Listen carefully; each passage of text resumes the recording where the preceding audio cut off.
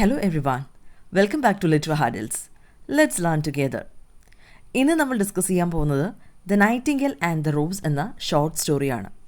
എഴുതിയിരിക്കുന്നത് Oscar wild. ഇതാണ് Oscar wild എന്ന ഇംഗ്ലീഷ് റൈറ്റർ. പതിവ് പോലെ തന്നെ ഓസ്കാർ വൈൽഡ് എന്ന റൈറ്ററിൽ നിന്ന് തന്നെ നമുക്ക് തുടങ്ങാം. Oscar wild was A poet, novelist and A playwright of the Victorian age. After writing in different forms throughout the 1880s, the early 1890s saw him become one of the most popular playwrights in London. He is famous for his wit and aphorisms. His lasting literary fame resides primarily in 4 or 5 plays, one of which, The Importance of Being Earnest, first produced in 1895, is a classic of comic theatre. Victorian ഏജിൻ്റെ അവസാനത്തിൽ ജീവിച്ചിരുന്ന ഒരു കവിയും നോവലിസ്റ്റും നാടകകൃത്തും ഒക്കെയായിരുന്നു Oscar wild. 1880കളിൽ സാഹിത്യത്തിൻ്റെ പലതരം ഫോംസുകൾ എഴുതി തുടങ്ങിയ അദ്ദേഹം 1890കളിൽ ലണ്ടനിലെ പ്രമുഖ നാടകകൃത്തുക്കളിൽ ഒരാളായി മാറുകയായിരുന്നു. അഫോറിസംസ് എന്ന് പറഞ്ഞാൽ ചൊല്ലുകൾ എന്നാണ് അർത്ഥം. അദ്ദേഹത്തിൻ്റെ റൈറ്റിംഗ് സ്റ്റൈൽ ഇങ്ങനെയാണ്. അഫോറിസംസ് അതുപോലെ തന്നെ ഹാസ്യരസം എല്ലാം കൂടെ മിക്സ് ചെയ്തിട്ടുള്ള ഒരു സ്റ്റൈൽ. ഈ സ്റ്റൈലായിരുന്നു മറ്റുള്ളവരിൽ നിന്നും അദ്ദേഹത്തെ വ്യത്യസ്തനാക്കിയത്. അദ്ദേഹം ആകെ 5 നാടകങ്ങൾ എഴുതിയിട്ടുണ്ട്. അതിൽ 4 വളരെ ഫേമസ് ആയിട്ടുള്ളവയാണ്. അതിലൊരെണ്ണമാണ് 1895 പബ്ലിഷ് ചെയ്ത the importance of being Earnest എന്നൊരു പ്ലേ. ഇനി നമ്മുടെ സ്റ്റോറിക്ക് ഒരു ഇൻട്രൊഡക്ഷൻ നോക്കിയാലോ. ഈ സ്റ്റോറിയിൽ വരുന്ന മെയിൻ പോയിന്റ്സുകളാണ് ഇവിടെ കൊടുത്തിരിക്കുന്നത്. Let's see. The story tells about the sacrifice of a nightingale. The nightingale sacrificed its life to produce a red rose for a young lover, for his sweetheart will dance with him only if he gives her one. The nightingale, moved by the sorrow of the boy, makes a red rose from her heart's blood. But the girl rejects it because it does not match her dress. Besides, a rich young man has sent a few fine jewelry. Thus the story speaks of the transience of love and the girls. The nightingale and the rose എന്ന short story മറ്റൊരാളുടെ പ്രണയത്തിനു വേണ്ടി സ്വന്തം ജീവൻ തന്നെ ബലി കൊടുത്ത ഒരു രാപ്പാടിയുടെ സ്റ്റോറിയാണ്. എന്തിനു വേണ്ടിയെന്ന് ചോദിച്ചാൽ ഒരു ചെറുപ്പക്കാരൻ്റെ ദുഃഖം കണ്ട് സഹതാപം തോന്നിയിട്ടാണ്. ആ ചെറുപ്പക്കാരന് ഒരു ഗേൾ ഫ്രണ്ട് ഉണ്ട്. അവൾക്കൊരു ചുവന്ന റോസ് ഫ്ലവർ കൊടുത്താൽ മാത്രമേ അവൾ പാർട്ടിയിൽ തന്നോടൊപ്പം ഡാൻസ് ചെയ്യാൻ തയ്യാറാകുകയുള്ളൂ. ആ ചെറുപ്പക്കാരൻ തൻ്റെ തോട്ടത്തിൽ ആകമാനം തിരഞ്ഞിട്ടും റെഡ് റോസ് ഫ്ലവർ കിട്ടിയതേയില്ല. അവൻ്റെ സങ്കടം കണ്ട് അനുകമ്പ തോന്നിയ നൈറ്റിംഗേൽ തൻ്റെ ഹൃദയരക്തം കൊണ്ട് തന്നെ ഒരു ചുവന്ന റോസ് ഫ്ലവർ ഉണ്ടാക്കുന്നു. എന്നാൽ ആ പെൺകുട്ടി ഈ ഫ്ലവർ റിജക്റ്റ് ചെയ്യുകയാണ്. ബിക്കോസ് അവളുടെ ഡ്രസ്സും റോസും തമ്മിൽ മാച്ചല്ല പോലും. മാത്രവുമല്ല, വളരെ റിച്ച് ആയിട്ടുള്ള മറ്റൊരു ചെറുപ്പക്കാരൻ വിലപിടിപ്പുള്ള ആഭരണങ്ങൾ അവൾക്ക് ഗിഫ്റ്റായിട്ട് നൽകുകയും ചെയ്തിട്ടുണ്ട്. എത്ര പെട്ടെന്നൊരു പ്രണയം മറ്റൊരു പ്രണയത്തിലേക്ക് ചുവടുമാറ്റി അല്ലേ? ഇത്തരത്തിലുള്ള പ്രണയത്തിൻ്റെ ക്ഷണികതയെയും പെൺകുട്ടികളുടെ മനോഭാവ വ്യതിയാനത്തെ പറ്റിയുമാണ് ഈ കഥ പറയുന്നത്. നമുക്കിനി സ്റ്റോറി ഒന്ന് ഡീറ്റെയിൽ ആയിട്ട് നോക്കാം. ആദ്യം തന്നെ ഇതിലെ പ്രോബ്ലം എന്താണെന്ന് ഡിസ്കസ് ചെയ്യാം. A young student and the daughter of a professor were in love. She tells him that she will dance with him only if he gives her a red rose. But there is no red rose in all his garden, and he was in full sorrow. A nightingale sees his plight, a real-world example of the romance she sings about. And she thinks to herself how inspiring and powerful love that is. Impressed by the apparent depth of the student's emotion, she decides to help him to secure the girl's affections. ഒരു ചെറുപ്പക്കാരനായ സ്റ്റുഡൻറ്റും ഒരു പ്രൊഫസറിൻ്റെ മകളും തമ്മിൽ പ്രണയത്തിലാണ്. ഒരു ദിവസം അവൾ അവനോട് പറയുകയാണ് തനിക്കൊരു ചുവന്ന റോസ് ഫ്ലവർ ഗിഫ്റ്റായിട്ട് വേണം. അത് തരാൻ പറ്റിയില്ലെങ്കിൽ അവൻ്റെ ഒപ്പം ഡാൻസ് ചെയ്യില്ല എന്ന്. അവൻ തിരികെ വന്ന് തൻ്റെ ഗാർഡനിലാകെ തിരഞ്ഞു. പക്ഷേ ഒരു റെഡ് റോസ് പോലും കിട്ടിയില്ല. അതോടെ അവൻ ആകെ വിഷമിച്ച് അവിടെ ഇരുന്ന് കരയാൻ തുടങ്ങി. തൊട്ടടുത്ത മരച്ചില്ലയിലിരുന്ന് ഒരു രാപ്പാടി അവൻ്റെ ഈ ദയനീയ അവസ്ഥ കാണുന്നുണ്ടായിരുന്നു. തൻ്റെ പ്രണയിനിക്ക് സമ്മാനിക്കാൻ ഒരു റെഡ് ഫ്ലവർ ഇല്ലാതെ വിഷമിക്കുന്ന കണ്ടപ്പോൾ ആ പക്ഷിക്ക് ഭയങ്കര സങ്കടം തോന്നി. അവനൊരു യഥാർത്ഥ ലവറാണെന്നാണ് പക്ഷി വിചാരിച്ചത്. താൻ പാടി നടക്കുന്നതൊക്കെ പ്രണയം തുളുമ്പുന്ന പാട്ടുകളാണ്. സോ റിയൽ വേൾഡിലെ പ്രണയത്തിന് എക്സാമ്പിളാണ് തൻ്റെ മുന്നിലിരുന്ന് കരയുന്ന ആ ചെറുപ്പക്കാരൻ എന്ന് പക്ഷി മനസ്സിൽ കരുതുന്നു. അവൻ്റെ പ്രണയത്തോടുള്ള ആത്മാർത്ഥതയും വിഷമവും കണ്ടിട്ട് ആ രാപ്പാടി അവനെ സഹായിക്കും എന്ന് മനസ്സിലുറപ്പിക്കുകയാണ്. ആ ചെറുപ്പക്കാരനെ സഹായിക്കാൻ തീരുമാനിച്ച രാപ്പാടി എന്താണ് സൊല്യൂഷൻ കണ്ടെത്തിയെന്ന് നമുക്ക് നോക്കാം. The nightingale first flies to a white rose tree standing in the center of a plot of grass and asks him for a red rose. He tells her that all his roses are white, but advises her to find his brother, the yellow rose tree, standing next to the sundial. The nightingale flies to him and is again disappointed. The yellow rose tree in turn suggests that she visit her brother underneath the student's window. The rose tree confirms that his roses are not red, but adds that as it is winter time, he cannot provide her with a bosom. Not red എന്നാണ് ഇവിടെ എഴുതിയിരിക്കുന്നത്, red എന്നാണ്. അതൊന്ന് തിരുത്തി വായിക്കുക. പുല്ലുകൾ മൂടിയ ഗാർഡനിലൂടെ ആ നൈറ്റിംഗേൽ പറന്നുയർന്നു. ഗാർഡൻ്റെ നടുക്കുള്ള ഒരു വെള്ള റോസ് ചെടിയിൽ ചെന്നിരുന്നു. തനിക്കൊരു ചുവന്ന റോസ് ഫ്ലവർ തരുമോ എന്ന് ചോദിച്ചു. താനൊരു വൈറ്റ് റോസ് ചെടിയല്ലേ, തനിക്ക് റെഡ് റോസ് തരാനാവില്ല എന്നാ ചെടി റിപ്ലൈ കൊടുത്തു. അതുപോലെ തന്നെ നീ സൺഡയലിൻ്റെ അടുത്തുള്ള എൻ്റെ ബ്രദറായ യെല്ലോ റോസ് ചെടിയുടെ അടുത്തേക്ക് ചെല്ല്, ചിലപ്പോൾ അവന് നിന്നെ സഹായിക്കാൻ സാധിക്കും എന്ന് ഒരു അഡ്വൈസ് കൊടുക്കുകയും ചെയ്തു. യെല്ലോ റോസ് ചെടിയുടെ അടുത്ത് പോയിട്ടും നൈറ്റിംഗേലിന് നിരാശയായിരുന്നു ഫലം. ആ ചെടി നൈറ്റിംഗേലിനോട് പറഞ്ഞു, ആ ചെറുപ്പക്കാരൻ്റെ റൂമിൻ്റെ വിൻഡോയോട് ചേർന്ന് നിൽക്കുന്ന റോസ് നിറത്തിൽ പൂവിടുന്ന എൻ്റെ ബ്രദറിൻ്റെ അടുത്തേക്ക് ചെന്നാൽ ചിലപ്പോൾ നിനക്ക് ഒരു റെഡ് റോസ് ലഭിക്കുമായിരിക്കും. അങ്ങനെ നൈറ്റിംഗേൽ ആ റോസ് ട്രീയുടെ അടുത്തെത്തി. ആ ട്രീ പറഞ്ഞു, എൻ്റെ പൂക്കൾ റോസ് നിറത്തിലുള്ളവയാണ്, പോരാത്തതിന് ഇപ്പോൾ വിൻ്റർ സീസണുമാണ്, സോ നിനക്കൊരു ഫ്ലവർ തരാൻ എനിക്ക് സാധിക്കില്ല എന്ന് പറഞ്ഞു. ഈ തോട്ടത്തിൽ ആകമാനം നടന്നിട്ടും ഒരു റോസ് ഫ്ലവർ പോലും കിട്ടുന്നില്ല എന്ന് പറഞ്ഞാൽ ഈ പ്രോബ്ലത്തിന് ഒരു സൊല്യൂഷൻ വേണ്ടേ? അപ്പോൾ നമുക്ക് നോക്കാം എങ്ങനെയാണ് നമ്മുടെ നൈറ്റിംഗേൽ ഒരു solution കണ്ടെത്തുന്നതെന്ന്. In despair, the nightingale wonders aloud whether there is any way she can find a single red rose.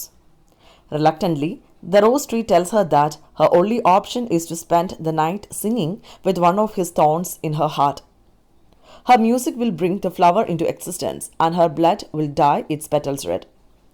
But the process of impaling herself on the thorn will kill her. Although the thought of losing life's pleasure saddens the nightingale, she concludes that the sacrifice will be worthwhile if done for love.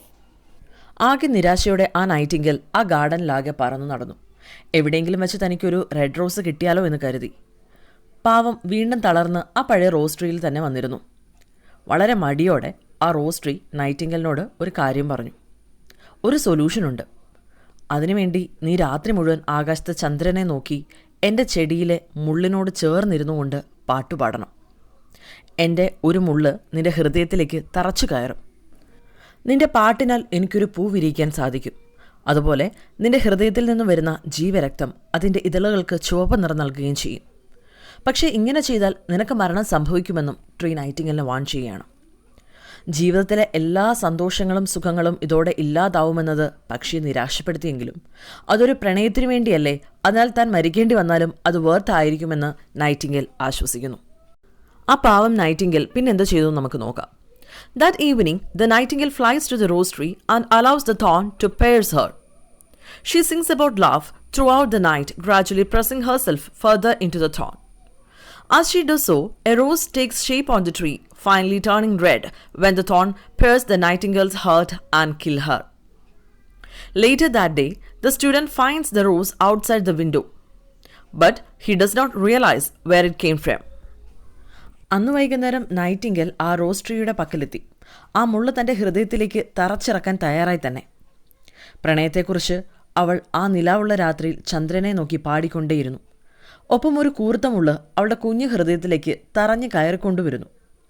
ഇനിയും ഉറക്കെ പാടാൻ ആ tree ആവശ്യപ്പെടുകയും അവൾ കരഞ്ഞു പാടുകയും ചെയ്തു. ഒപ്പം ആ മുള്ള് വളരെ ആഴത്തിൽ തന്നെ അവളുടെ ഹൃദയത്തിലേക്ക് തറഞ്ഞിറങ്ങിക്കൊണ്ടേയിരുന്നു. അങ്ങനെ പുലർച്ചയോടെ അതിമനോഹരമായ ഒരു ചുവന്ന റോസപ്പൂവ് ചെടിയിൽ വിടർന്നു നിന്നു. പക്ഷെ നമ്മുടെ പാവം നൈറ്റിംഗേൽ അപ്പോഴേക്കും മരണപ്പെട്ടിരുന്നു.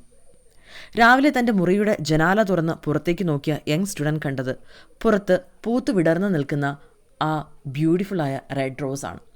പക്ഷേ ഇതെങ്ങനെ ഇവിടെ എത്തി എന്ന് മാത്രം അവൻ അറിഞ്ഞതേയില്ല. സ്റ്റോറിയുടെ അവസാനം ഇനി എന്താവുമെന്ന് നോക്കാം. Nevertheless, he picked up it and bring it to the girl who is sitting outside her home. The girl, though, rejects the gift, saying that her dress and the rose do not match and she prefers the jewels she has received from a wealthy suitor, which is costlier than a rose. Angrily, the student throws the rose into the road and storms off, deciding that love is not something eternal but transient. The story concludes with him opening a book and returning to his studies. ആ young student ഓടി വന്ന് ആ flower പിക്ക് ചെയ്ത് തൻ്റെ girl ഫ്രണ്ടിൻ്റെ അടുത്തേക്ക് പാഞ്ഞു. അവൾ വീടിന് പുറത്ത് തന്നെ ഉണ്ടായിരുന്നു. അവൻ ആ പൂവ് വളരെ പ്രതീക്ഷയോടെ അവൾക്ക് നേരെ നീട്ടിയെങ്കിലും അവൾ അത് നിരസിക്കുകയായിരുന്നു ചെയ്തത്. അവൾ പറഞ്ഞു, താൻ ഇന്ന് ഇടാൻ പോകുന്ന ഡ്രസ്സും ഈ പൂവും തമ്മിൽ മാച്ച് ആവില്ല. പോരാത്തതിന് സമ്പന്നനായ മറ്റൊരു യുവാവ് തനിക്കായി വളരെ വില കൂടിയ ആഭരണങ്ങൾ ഗിഫ്റ്റ് ചെയ്തിട്ടുമുണ്ട്. തനിക്ക് കിട്ടിയ ഈ ഗിഫ്റ്റ്സ് കമ്പയർ ചെയ്യുമ്പോൾ തീർച്ചയായും ഒരു റോസ് ഫ്ലവറിനേക്കാളിലും കോസ്റ്റ്ലി ആയിട്ടുള്ളത് ആ ജ്വൽസ് തന്നെയാണെന്ന് അവൾ പറയുന്നു. ഇത് കേട്ട ആ ചെറുപ്പക്കാരന് ദേഷ്യം വന്നു. അവൻ ദേഷ്യത്തോടെ ആ മനോഹരമായ റെഡ് റോസ് വഴിയിലേക്ക് വലിച്ചെറിയുന്നു. അപ്പോൾ തന്നെ അതുവഴി വന്ന ഒരു വണ്ടി അത് ചതച്ചരച്ച ശേഷം മുന്നോട്ട് നീങ്ങി. മിന്നുന്നത് കാണുമ്പോൾ മറുകര തേടി പോകുന്ന വെറും വേസ്റ്റാണ് പ്രണയമെന്നും പ്രണയം ഒരിക്കലും എറ്റേണൽ ആയിട്ടുള്ള ഒന്നല്ല, ക്ഷണിക നേരത്തേക്ക് മാത്രമുള്ളതാണെന്നും ഒക്കെ പുലമ്പിക്കൊണ്ട് ആ ചെറുപ്പക്കാരൻ അവിടെ നിന്നും ഇറങ്ങിപ്പോയി. ഓസ്കാർ വൈൽഡ് എന്ന നമ്മുടെ കഥാകൃത്ത് ഈ സ്റ്റോറി അവസാനിപ്പിക്കുന്നത് ഒരു പുസ്തകം തുറന്നു പിടിച്ചുകൊണ്ട് തൻ്റെ സ്റ്റഡീസിലേക്ക് മടങ്ങിയ ആ ചെറുപ്പക്കാരൻ്റെ ഇമേജ് കൊണ്ട് നമ്മൾ റീഡേഴ്സിൻ്റെ മൈൻഡിൽ ഒരു വിങ്ങൽ വരുത്തിക്കൊണ്ടാണ്. സ്റ്റോറി ഇങ്ങനെ അവസാനിക്കുന്നുവെങ്കിലും നമുക്ക് 2-3 കാര്യങ്ങളും കൂടെ നോക്കാനുണ്ട് ഈ ലെസണിൽ. നൈറ്റിംഗലിൻ്റെ കൂട്ടുകാരാണ് അതിലൊന്ന്. ഇതിൽ നൈറ്റിംഗലിൻ്റെ കൂട്ടുകാർ ആ സ്റ്റുഡൻറ്റ് ലെമൻറ്റ് ചെയ്യുന്നതിനെ പറ്റി അവരുടെ കുറച്ച് ഒപ്പീനിയൻസ് പറയുന്നുണ്ട്. അതുകൂടെ നമുക്കൊന്ന് നോക്കാം. The bird's friends are also perplexed at the sight of the student's weeping. The little green lizard wonders why he is weeping. The butterfly also wonders why he is weeping. The daisy too amused and bemused. When the nightingale tells them that he is weeping for a red rose, they feel it is really ridiculous. Poor creatures, they can't comprehend the mind of a man in love. അപ്പോൾ ഇതിൽ കുറച്ച് ഫ്രണ്ട്സിൻ്റെ കാര്യം പറയുന്നുണ്ട്. അതായത് little green lizard, butterfly, Daisy എന്ന് തുടങ്ങി കുറേ ഫ്രണ്ട്സ് നൈറ്റിംഗലിൻ്റെ ഫ്രണ്ട്സാണ്. ഈ കുട്ടി കരയുമ്പോൾ ഇവരെല്ലാവരും ചോദിക്കുന്നുണ്ട് എന്തിനാണ് ഈ പയ്യൻ ഇങ്ങനെ കരയുന്നതെന്ന്. അവരോടെല്ലാമായിട്ട് നൈറ്റിംഗേൽ പറയുന്നു അവനൊരു റെഡ് റോസിന് വേണ്ടിയിട്ടാണ് കരയുന്നതെന്ന്. ഇത് കേട്ട ഉടനെ ആ ക്രീച്ചേഴ്സ് എല്ലാവരും പറഞ്ഞത് അയ്യേ ഒരു റെഡ് റോസിന് വേണ്ടി കരയുന്നു, റിഡിക്കുലസ് എന്നാണ്. പക്ഷേ നമ്മുടെ നൈറ്റിംഗേലിന് മാത്രമേ ആ പ്രണയത്തിലായിരുന്ന അവൻ്റെ മനസ്സ് മനസ്സിലാക്കാൻ സാധിച്ചിരുന്നുള്ളൂ, അവൻ്റെ വേദന മനസ്സിലാക്കാൻ സാധിച്ചിരുന്നുള്ളൂ. ഇനി നമുക്ക് ഡിസ്കസ് ചെയ്യാനുള്ള ഒരു കാര്യം ഇതാണ്, the concept of love understood by the nightingale and the student. ആ സ്റ്റുഡൻറ്റും നൈറ്റിംഗേലും ലവ് എന്ന കോൺസെപ്റ്റിനെ എങ്ങനെയൊക്കെയാണ് മനസ്സിലാക്കിയതെന്നുള്ളതാണ്. ആദ്യം നമുക്ക് ആ ബോയുടെ കോൺസെപ്റ്റ് എന്താണെന്ന് നോക്കാം. The student was overwhelmed by his passion for his sweetheart. When she tells him if she should dance with him he should bring a red rose. He become miserable because there is no red rose in the garden. His mind luxuriate at the prospects of dancing with her till dawn. And according to Nightingale, here indeed is a true lover, says a Nightingale. The Nightingale understands that love is a wonderful thing. It is more precious than emeralds and dearer than fine opals. Pearls and pomegranate cannot buy it, nor is it set forth in the marketplace. It cannot be purchased of the merchants, nor it can be weighed out in the balance of gold. ആ ചെറുപ്പക്കാരൻ മനസ്സിലാക്കിയ പ്രണയം എന്ന് പറയുന്നത് തൻ്റെ പ്രണയിനി തന്നോടൊരു red rose ഗിഫ്റ്റായിട്ട് ചോദിച്ചിരിക്കുകയാണ്. So ഏത് വിധേനയും അത് സംഘടിപ്പിച്ച് അവൾക്ക് നൽകണം, അവൾ മൊത്തം പാർട്ടിയിൽ ഡാൻസ് ചെയ്യുക, ഇതൊക്കെയായിരുന്നു അവൻ്റെ മനസ്സ് നിറയെ. പക്ഷേ ആ ഗിഫ്റ്റ് അവൾക്ക് കൊടുക്കുവാൻ സാധിക്കാതെ പോകുമല്ലോ എന്നോർത്ത് അവൻ സങ്കടപ്പെടുകയാണ്.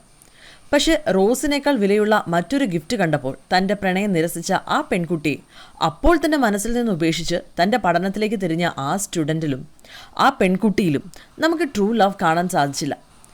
മറിച്ച് ക്ഷണനേരം കൊണ്ട് ഇല്ലാതായ ഒന്നിനെ മാത്രമാണ്. അതിനെ നമുക്ക് പ്രണയമെന്ന് വിളിക്കാനാവുമോ? പക്ഷേ ആ നൈറ്റിംഗലിൻ്റെ കാര്യം എടുത്താലോ? ആ ചെറുപ്പക്കാരൻ്റെ കരച്ചിൽ കണ്ട് മനസ്സലിഞ്ഞവളാണ് ആ പാവം പക്ഷി. അവൻ തൻ്റെ പ്രണയത്തിന് വേണ്ടിയാണ് കരയുന്നതെന്ന് അറിഞ്ഞപ്പോൾ അവൾക്ക് കൂടുതൽ സഹതാപമാണ് അവനോട് തോന്നിയത്. ആ നൈറ്റിംഗേൽ മനസ്സിലാക്കിയ പ്രണയം എന്ന് പറയുന്നത് വിശിഷ്ടമായ ഒരു ഫീൽ എന്നതായിരുന്നു.